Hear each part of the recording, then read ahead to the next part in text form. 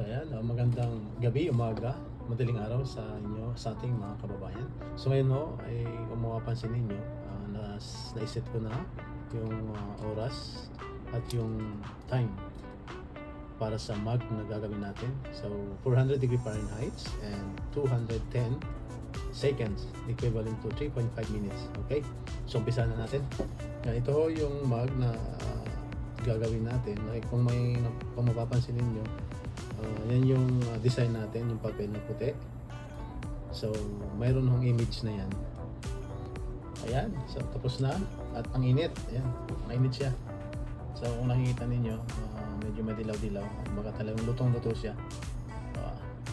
Excited na akong buksan, tanggalin yung papel niya. Okay, so let's go.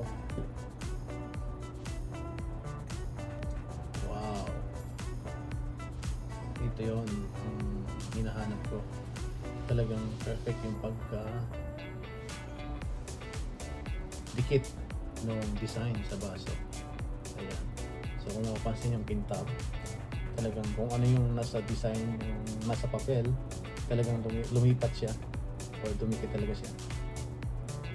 Kasi lutong-luto siya, ang ganda. So yan, kung ano yung nasa computer na design, talagang kuha siya. Yung kintab,